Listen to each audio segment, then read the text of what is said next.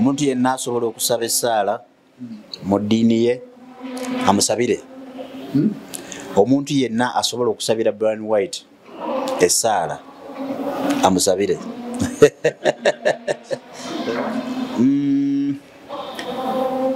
Embeera si nnungi. Kati gwotulo watutadde mu milioni meka? 16. Just receipt weeri si bigambo.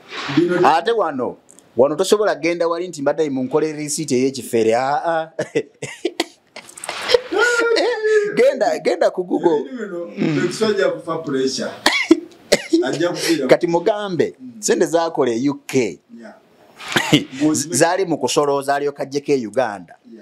Nze mu wiiki 3 ze ngendo kusulamu busuzi tulo. Waliwo ngamba ndi omupiira gw'emmotokayo. Omupiira gumu bodaboda meka awakana. Yawakana naye bakole research.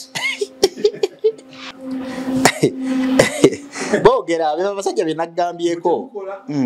Temukola. Ate ziba zivaawa. Mubeera wano. Siraye bulungi ddamu tulabe. Wali watyawo. Awali. Bwembanga. Nze mbabeeramu abeeri.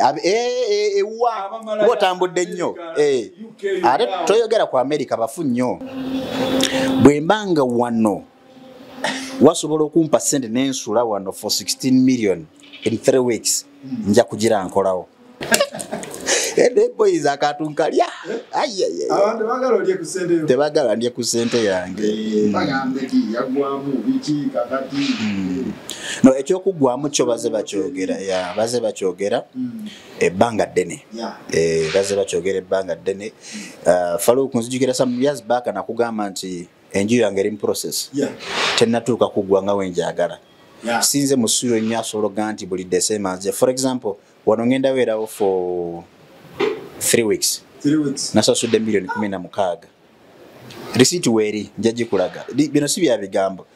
Kati kyenkulaga nti tulina stages nti waliwo olinga ye ajja kukola ku kyeya afune milioni 10 ajja Uganda agula akataka ka milioni 4 azime ennyumba ya milioni 6.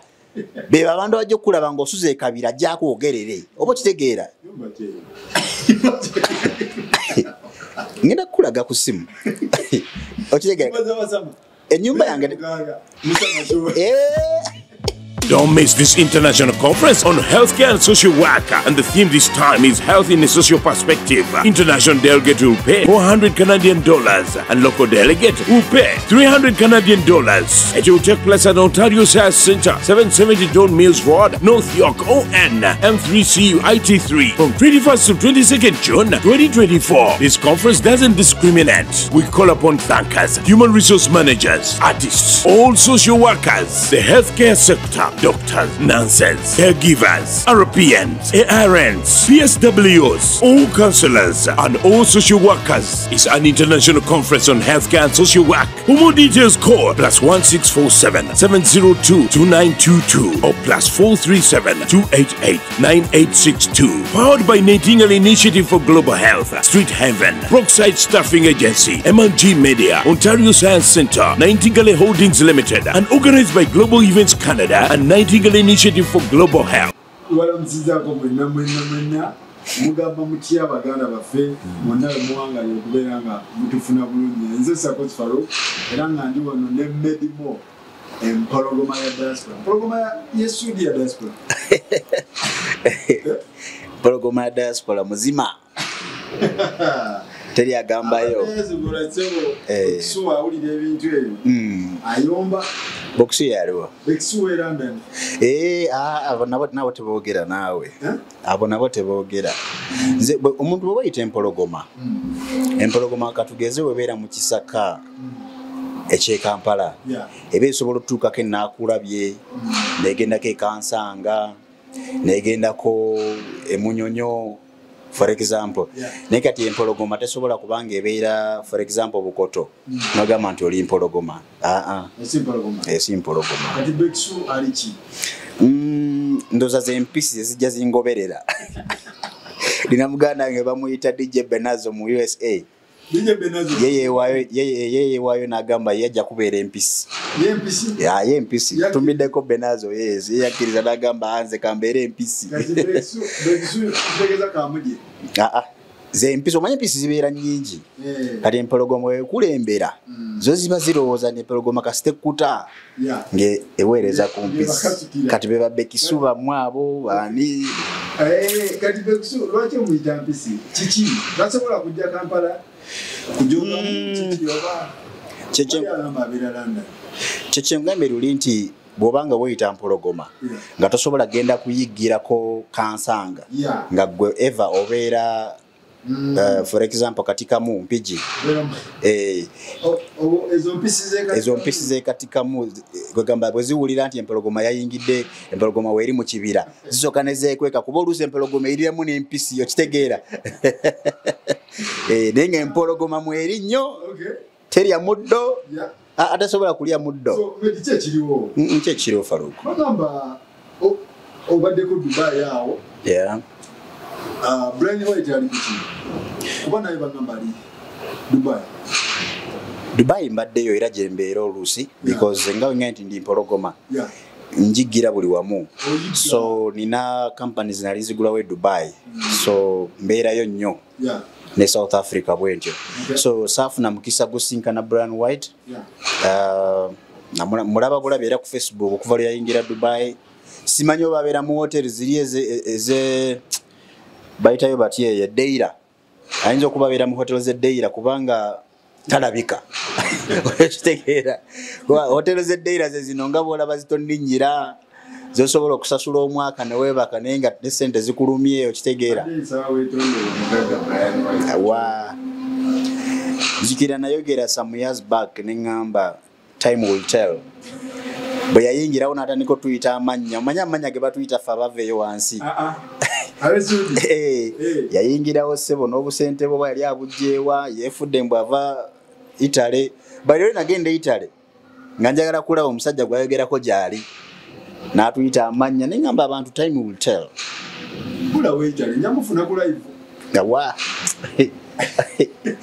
ali eyo Dubai kati asola mu buhoteri buno obwegundi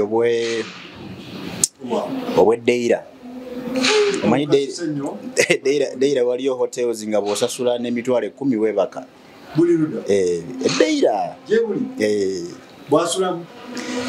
alayika bw'asulamu kuba tetumulaba omuntu yenna asobola okusaba essaala mu ddiini ye amusabire omuntu yenna asobola okusabira Bryan White essaala amusabire oba kitegedde statement eyo otegeeza ki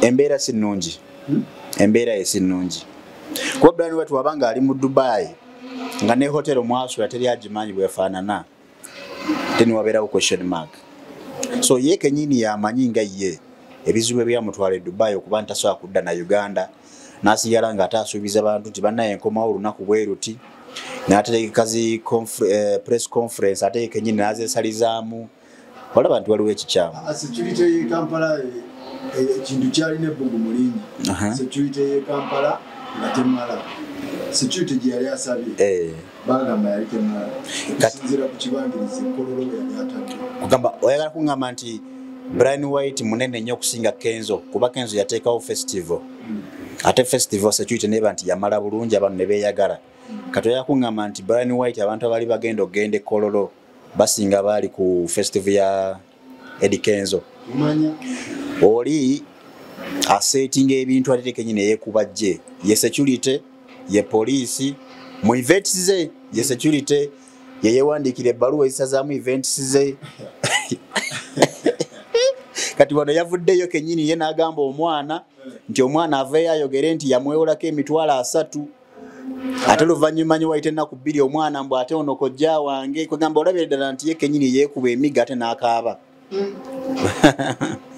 naye nga yeetaaga essaala kuba mirundi mingi ng'asuubiza bannayuganda ate ekirala bambi si mutima mubi naye Bryan White alekeraawo okukozesa ekigambo nti bannayuganda temusiima ekintu ekyo Bryan White sikuwala nasikulinaako mpalana sina na buyinza bukuwabula boba ondaba but as a person who knows you nti ekyo kintu kyejjeemu okuba nti buli lwoyogera mu kamera okulirizanya ekigambo nti bannayuganda temusiima mulina emitima emibi temwagaliza teri muntu akuforcinga kwesiba ku bannayuganda ate naawe oli munnayuganda kati ogaa nti bannayuganda temusiima kitegeeza nawe tosiima wawo omubiri and I appreciate I saw everything naye bwe nkeera ku makya nenkuyamba sitteeka nti olina okunsiima kiri gy'oli gwe gwennyambye okeera ku makya n'ogamba mwana Meddie yambeererawo you understand so sinze kudda eri ne ŋŋamba Faluuko yo tasiima kuba tewanforcinga kuyamba kati ate ye alinga ayagala abantu bamusiime by force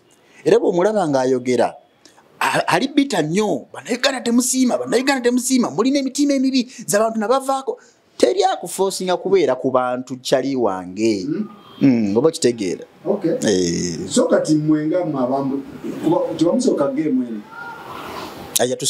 yatusangawo I remember my first interview about him nabagamba time will tell kuba yajja nebbugu mulinyi ng'amaalo mangi okitegeera tuveye abantu bamuvuga speed ne bamutomeza ebintu bula yalina omutima omulungi ennyo abantu ndowooza musajja watukugwamu n'emigana amaanyi si kugwamu maanyi sente zakolaki simanyi omanyi sente tezeetaaga kerere ne bw'ogenda mu bbanga tojja sangayo music kati ate bula ye yalina kerere mu sente ze omusajja ebintu byeri akola byonna nali mbiwagira kuba yayamba abantu naye ate yayisaamu nnyo abantu amaaso waliwo okubanga oyamba omuntu ate n'omuyisaamu amaaso Faluuko wali waddeko omuntu sente nga mutufu olaba taziina ni n'azigaana kati Bryan yatuuse ku mbeera eyo nti awo omuntu ate n'amulangira ate kati essaawa zino byaliko ali bita nnyo ndowooza sente ze yagabanga zimuluma kuba kati tayina oba okitegeera nze story eno y'omwana eyavuddeyo naga nti Bryan White yamwewolako emitwalo 2 simanya 3 nze story sigikkiririzaamu kuba Bryan White tasobola tuuka ku mbeera ne waba aweddemu waliwo kye bagamba nti ente ne bwekogga etya tisobola kufuuka mbuzi nze 100% eyo story teyali ntuufu because Bryan White tasobola tuuka ku mbeera yewola mitwalo emeka ag'Uganda exactly so ne waba aweddemu yes talina sente kati naye tasobola tuuka ku mbeera eyo Nsete ayinza okuba nga azina just nga akyapima bannayuganda abasika eriyo teziriwo teziriwo wali mu media nga Bryan White kwali omumanyi bulungi ne waba ne million 2 abayagala alaga abantu niziina kyetwa kinkuŋŋanya ndi hoteri gyasulamu kireka ze ziri ezeddeira oba kitegeera gw'ojja omwetegereza tali kubayo kifaananyi oba tali kwata live nga tali munda mu hotel so that's why nze nkugamba nti n'emikono Bryan White gye yakola tasobola tuuka ku mbeera egamba nti mumpole emitwalo 3 kuba omwana oli mu voice note ye yateebwa yalimba kuba White after 2 days ate nga ndaba omwana ali ne Bryan White mu ruumu mbw ate ono kojja wange nabadde simanyi bampa bya biki no it was something that was a bit staged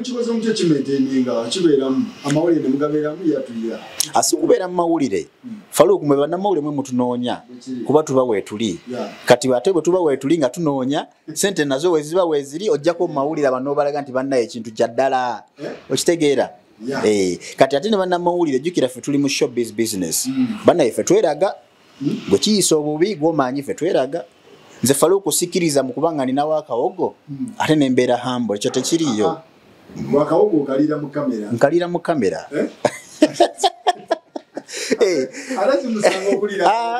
kati ate waliwo abatakyagala gweoba nga toyagala kawogo kange kalira mu kamera gwefuna akako genda emabega weekweka okalye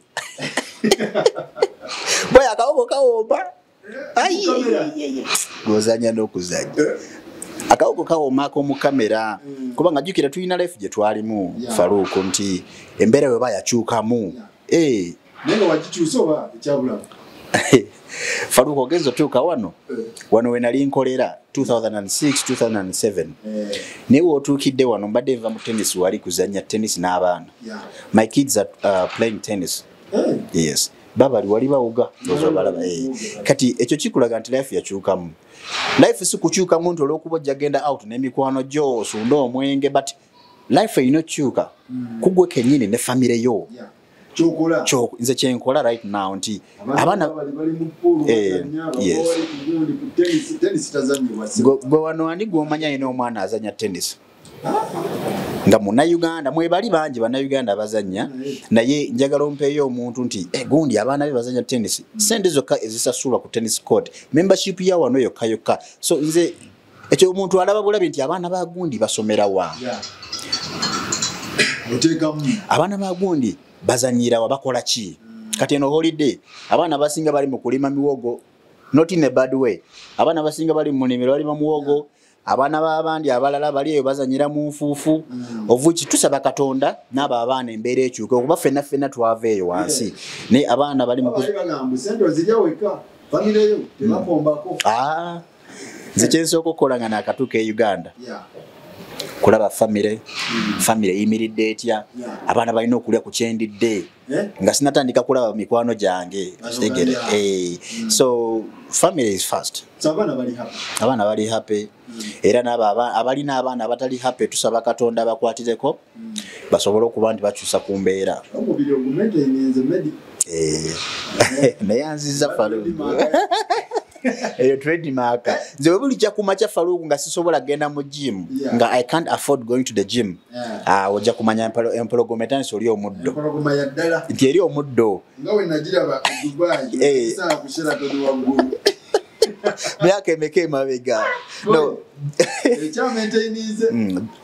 gym is my hobby gym is my hobby so I love gym so much so abatagala kulya kasente kaabwe obawo bakati bagira bazitereka ante mwagala zirya mwagala zogerera nti gundi oyo talina sente nenze musinga sente naye nga ate for example ojagamba nti Meddie talina sente naye nga ate nze nasuze mu hotel ey'ebbeeyi nasuze mu hotel 5 star abaana bazanya wali tennis wa bbeeyi bali mu kuwuga ekyemisana kya mitwalo 45 jimu iri wali so gwetereka sente zo osule awabi oba osule awali layisi fenga tweyagala bona abo ofudde oba ani azikulira gwomanyi ize take yange kyali wange kola sente nga bozi yalala abantu bali amabugo Faluku omuntu akwata amabugo n'agalya tibona akitabo kikino naye sente nga tezirabika kale teze weekoledde tewali musango kumeketa kusente ede boys akatunkalya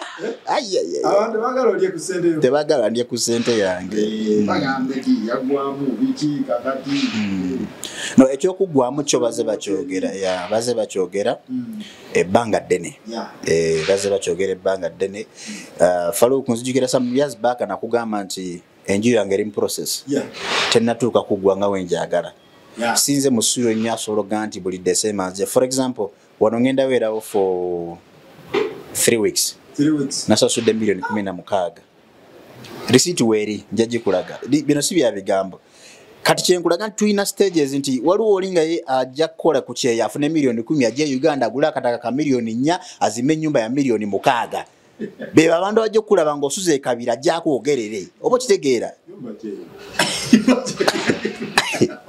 ngenda kukulaga ku simu okitegeera ennyumba yange abasoma sibo gye bali naye bwatuuka entebe agenda linnya takisi wali bakiyitawo mu kitoolo emuleete wali ku paaka alinnye ebbaasi emutwale Nakasongola emutwale Embaale oba emutwale Ejjinja agule ettaka lya $8,000,000 azimbe enju etulye ku holoplate $6,000,000 kati golozo yajja kulaba bulungi nga sente zaakozesa gwe zolya mu lunaku lumu kati gotulo watutaddemu $1,000,000 meka 16 just receipt weeri si bigambo ate wano tosobola genda wali nti mbadde mu nkole receipt ey'ekifere genda ku Google kati mugambe sente zaakole UK zaali mu kusolooza alyoka ajjeko e Uganda nze mu wiiki 3 ze ngendo kusulamu busuzi tulo waliwo ngamba nti omupiira gw'emmotokayo omupiira gumu bodaboda meka awakana yawakana naye bakole research tewerabira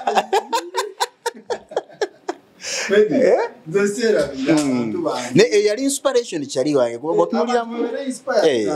botulira munze I don't get ashamed kubulira abantu waje nava era nakugamba nti pichi yabeeranga emu nga gye nnina sayima manyi bulungi yes eyo story teyali fact it's a reality kati wemanga emotoka gyenvuga egula omupiira gumugula boda 4 nebaliza Katonda okitegeera Teresa bulungi abantu abamu bebamanyi wogamba omuntu ndi omupiira gw'emmotoka yo gugule boda 4 mutalabira ddala nga oyonoona sente kyekimu na wano olejja kugaa nti sasula mu hoteri kusasula $16,000 for 3 weeks. 3 weeks? Yes. Naye nga ate oba onoonyereza era mwebali bangi ojja balaba mu kibuga bazze mbuno basama bazze n'emmotoka ez'ebbeeyi naye nga basula mu hoteri za $15,000 $12,000 you know so gwekola research kola research ekikulu oli mu media basama mwebali bangi bazze gwe noonyereza gundi yasuzeewa ali mu mbeera ki so waliwo embeera nga ya kirabu ng'oli kati $16,000 ze neebaseemu yayagala spending mu kimu bbaala nga bava mu bbaala agenda sola mu hoteri kwegamba nga atali comfortable you understand naye kati empologoma ng'empologoma einusula ng'empologoma nga bw'otuuka kati nga bwe nabadde yesterday nawe nabaddeko naye nga buli omu antunuulira nti yeye empologoma you know yes empisi nga zitunula ne zigamba yes is the one you know yeah receipt weeri ojja giraba kwebaka 3 weeks yeah lwaki okikola bwoti ebyalaisite biriyo like nogamba ka budget $1,000,000 at least nya weeks 3 apartment mweziri akamu kitundu omwezi mulamba anti bebe nkugambye abeeryako sente sijja kwogera sente ze nnina naye bw'obanga olina sente ng'ozeewulira lwaki tosasula $16,000 n'ofuna otulo otulungi tunulira environment gye tulimu wano we tutudde nyinza n'okuyingira mu nju nga ndese wano essimu nga bweri awo ne bukya ku makyanga weeri nobeerawo hotels ezimu nga ne bwogirekawo n'ogenda okukima amazzi munda togisanga oba okitegere yes abamu ze baasuzeeko ate n'ekirala hotels wezi tezikolebwa kusulwamu bantu abantu balina ozisulamu kati bwe tunagamba nti tugende mu apartment ze$1,000,000 omwezi $1,000,000 ze sente ze naakasupeninga okuva ku makya onsanze n'abavubuka wansi breakfast wano ya sente mmeka babadde abantu 6 buli omu alidde breakfast abaana baba bali mu kulya so rent yoli yasuze mukamu ekitundu omwezi nzirya half a day yes half a day bwe bali naleeta biru nga tukyali wano genda giraba balina abantu 7 ku breakfast kusegera kati tetujja kubala expense tuveeyo mostly ngandi wana Kampala yes mostly ngandi wana Kampala mwabe sudi mbusendi bala balimbo azikwata mpola mweza mwine enfuna gye muzifuna mute muzikolerera lwaki bo tebazinoonya Faluku bubanga otunda binyeebwa ng'ofuna ng'ate nange nnoonya kufuna lwaki situndira binyeebwa nfune ate nenzira mu kwogera nti otambuza binyeebwa musasanyamu teziri kwalaali boogera abasajja bye naggambyeko temukola ate ziba zivaawa mubeera wano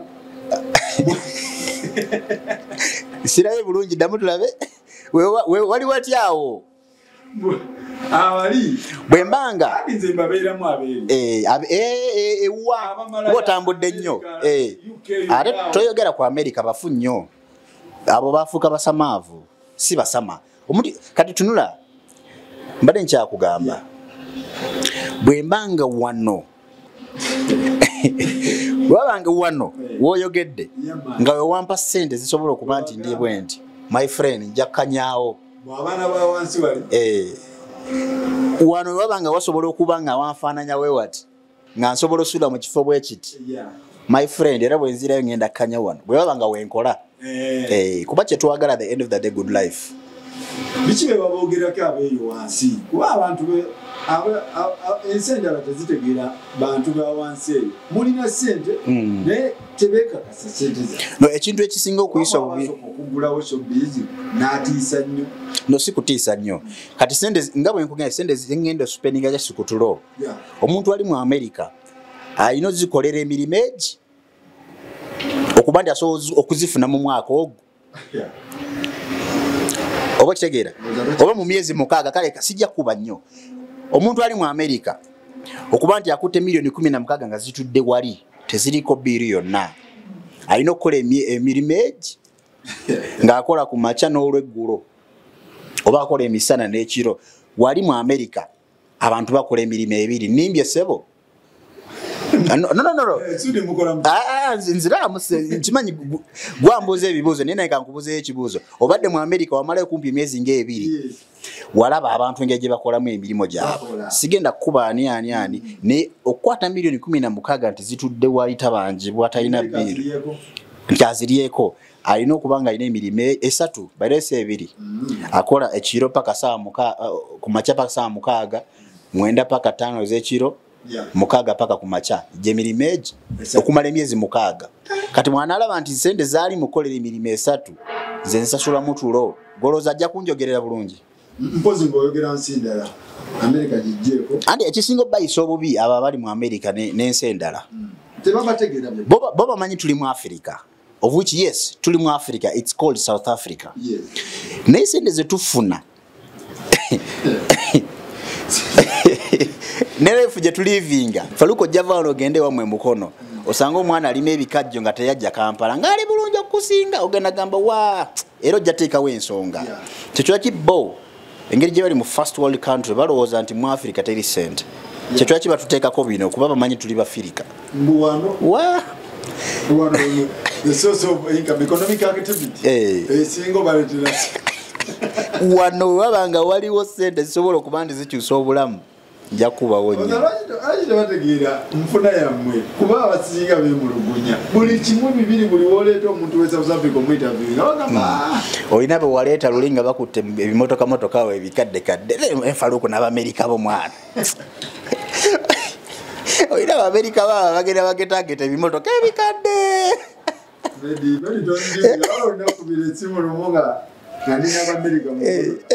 ebimotoka bikadde nayenga biki byemukola sente muzirya biki byemukola faluuku nze ndi businessman era nga nze sijja kwogerera mulala yenna nze ndi businessman nina amasomero faluuku nina training schools ezisoba mu 4 nagende Dubai mu mwezi gw'okusatu nemalayo emyezi 7 kuba navaayo gwa 9 kiba 7 kiba 6 kikulaga nti business zaali zitambula kuba singa nkola wano tosobola kulekawo omuntu kukolera ababikola simanyi wabikola naye according to me wano ate kati Dubai nali nkola wano exactly nagende Dubai I was establishing my branches in Dubai so emyezi 7 gye namalayo era nadde sudinga buli kimu kitambula bulungi that's why I'm here never lwaki abantu balowooza in fact kinyambe nnyo nammwe nze South Africa nagendayo si buli ali South Africa kitalina mulimu ekintu ekyo nsaba kiveewo anyway waliwo abatalina naye abantu abasinga wali abalina amasomero nze nakyalirako bagayi bange babeerera James balina amasomero Jemistin kyekibuga kyange yes kyekibuga kyo ate nakusanga Santo nali ngenzeeyo kulya ku ssente kati Santo walinga olaba Kololo oba Naggulu oba Muyenga nti osobola okuba nga osula Kamoocha neno ovuga akamotoka n'ogenda ku Skies Naggulu n'onywa kacaayi so that's why nenga nzisibera Santoni nze bagayi abalina amasomero bamanyi bagayi abalina amagalaji bagayi abalina ebibanda by'emmotoka bagayi abalina businesses ez'amaanyi lwaki abantu abasinga balowooza nti abantu be South Africa abasinga bali mu bintu wano edda bwe twabeeranga mu kyalo nga embuzi emu oba 2 bwezigenda ne ziri amalagala ga neighbor bagamba embuzi za gundi. So you categorize everything at once. So oba byaliwo bye bawogerako oba tebibangayo ze sina bujulizi, I don't know. So but they just categorize all of us. Yes. Kati embuzi zo bwe zijjewa neighbor ne ziri amalagala bajaga ne embuzi za mmwe tebajaga embuzi ya mmwe, so baga embuzi za mmwe. So oba byaliyo batabiberangayo sibimanyi. Naye nga si buli omwali si buli ali South Africa yeyi. Abantu Uganda balowooza abantu abali mu nsenda. Abantu bakozi. Yeah. Yes. Kati tosobola kubanga weeyiya. No just no spending at the way I spend. Or you know spending at the way I spend. Go ina foundation. Nti we not the sudi. Just over covering up. Either in 1 week or in 2 weeks or in 1 month. You understand? Chiba chabu siri nyo kubantu jawano within 3 weeks or so or spending 16 million just kutulo. Ngato gena kudayo kuyiya buyiya. It doesn't make sense to me. Or you know kubango ina strategy nti spending anzi zawo. Yo why? Inakula bakutte kibomba kutta akabadde okaba. Jiji BECKSUE yangulira nangamba. Amusajja mwanga mampulogoma nenga akabanga akawewo bakakutte. BECKSUE yalimbereza. What happened? Omusajja chairman wa Kibombo with due respect mu respecting annyo. Mbadde nsabayo story tugikatinge short. Kuba byaggwa. Twabimala byaggwa so sagala tubigende mu nnyo.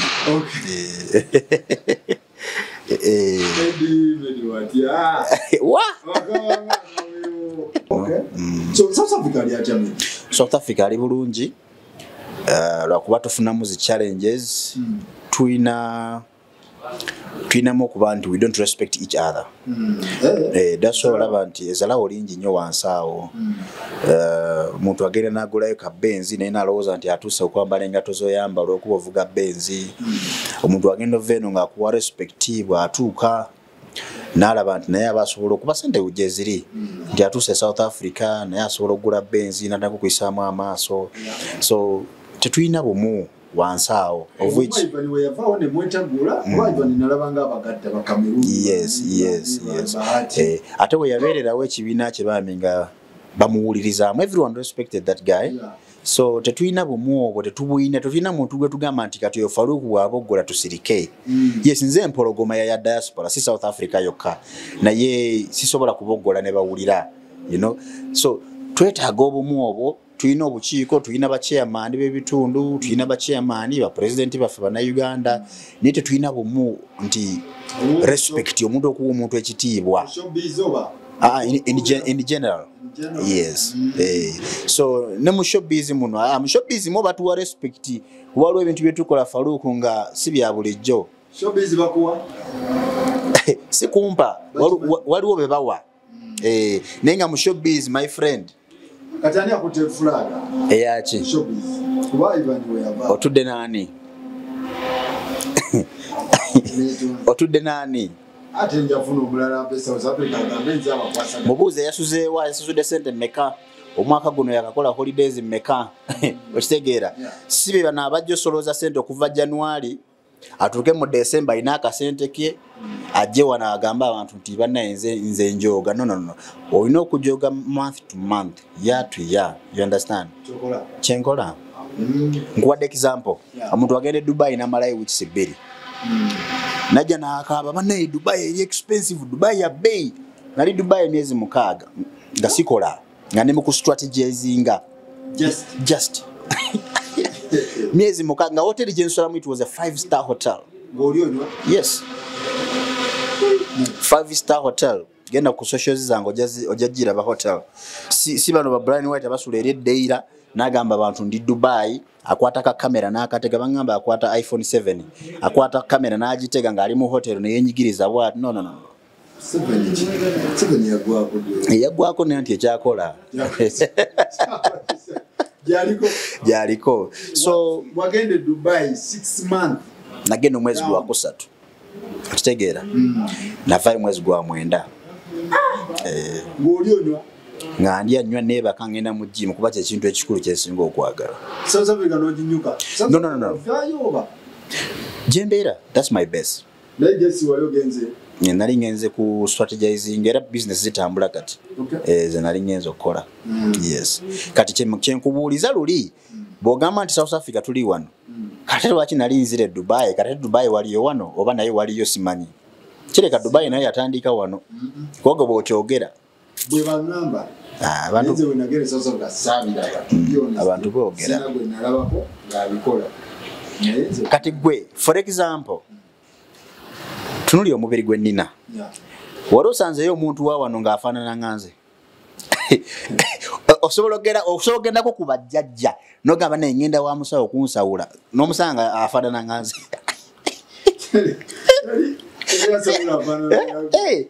okitegeera okitegeera ye bajjajja bagenda mu jimu so eyo propaganda abantu boogera kiringa bw'olaba nti kati abali mu America obalaba mbawako example ti olaba omuwala nga mulungi nnyo bw'omukwana n'agaana otandika ogamba abantu kikirwadde oba kitegeera kugamba kweteeka mu comfortability eyo nyo ati mwaba yikula showbiz we Uganda mwaba mutambula abaana b'essudi ate omugenzi n'agira ati abasinga ne naate olaba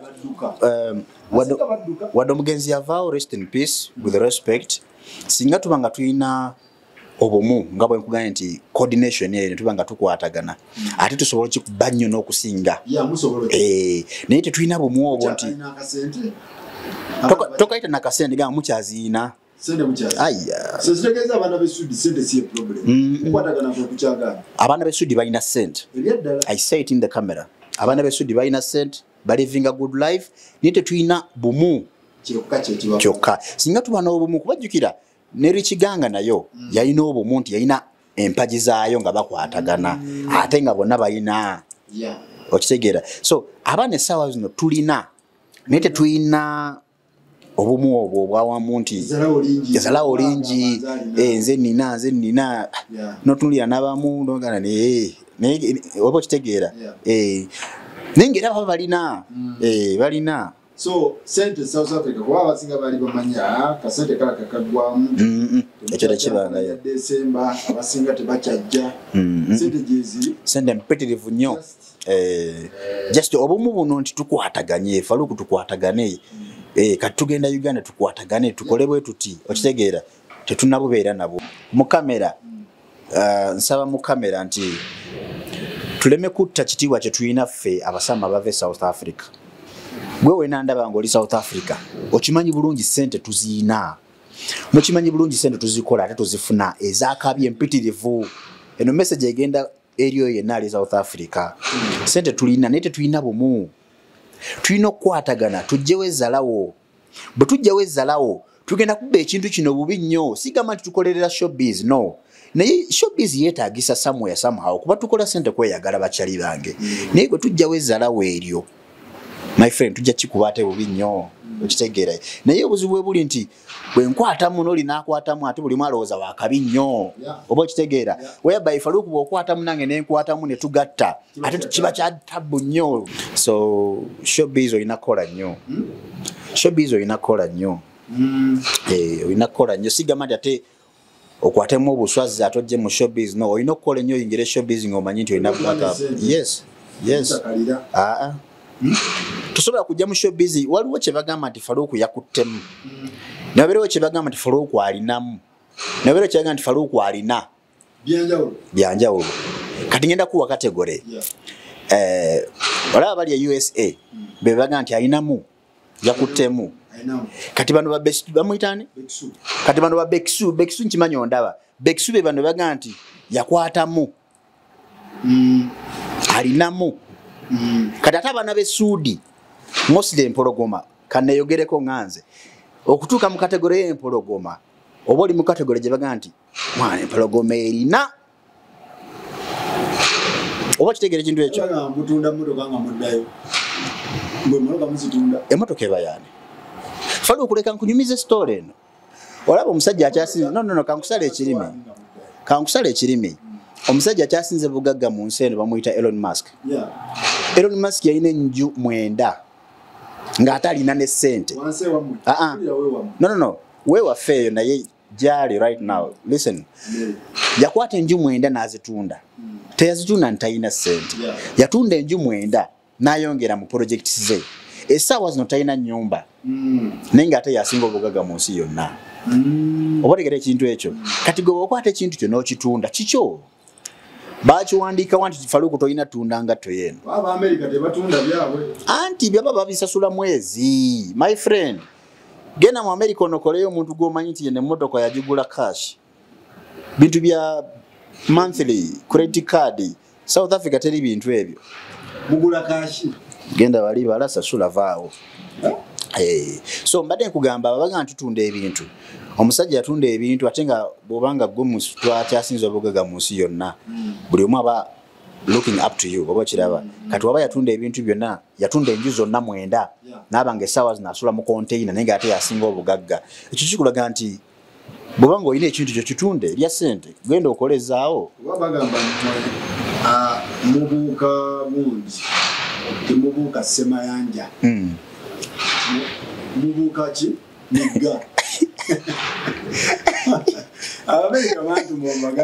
Abamerika bagambe bo bebali weruwa wa mayanja mwe by the way Faluku America yamwe yasigaza linnya nti America by the way America yasigaza linnya nti America first world kubanga tuzze wano mu holiday togenda kusanga Abamerika basuka 10 ai wano nga bavudde mu America bona abasanga beba bantu benagambye nti bwatuuka ku kisaawa agenda mu kitolo nafuna taxi abulako katono okutambula okuva ku airport paka mu kitolo nga bwe nkugambye twetaaga obumu twetaaga okuba nti twezala wate tweyisa mu maaso twewa respect n'okukwatagana okwo singa tukwatagana kuba bw'otunulira showbiz ow'emabega yeno okutandikira ddala ku Meddie 5 beera Meddie 5 yalina tiimu ye nti yalina tuveeyo eyo bw'otunulira Meddie 5 nti yalina tiimu ye ya Bad Black nti baali bakwatagana ne bakikuba bubi nnyo ate abo bwe bavaawo awo ndowooza twafunira Richiganga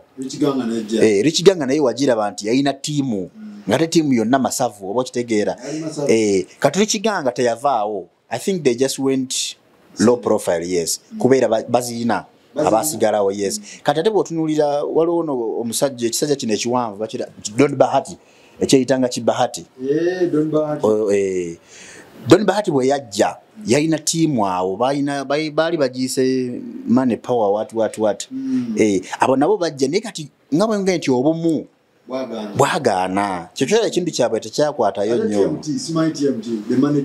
the money team era bwe bumu sijja genda nnyo mu analysis eyo kuba ate money team nayo yatulabako omwaka gumu musajja waffe Gitawo bambi nkwagala nnyo bambi kyali wange yatulabako just mwaka gumu after that twaddamu kulaba bumu sente balina ni obumu buli nti kati Faluku tukole ekintu kino you understand kyekyo kyolaba Zali asigala nti ali ku top nti White Party yagiyimira mu bwogo Zali akyali top yes because singa White Party yali erimu franchise nti ate njikola ne gundi wandibadde ogenda olaba nti nayo tekyakola ki ne agiyimirira mu bwomu ate nakikuba bubi nnyo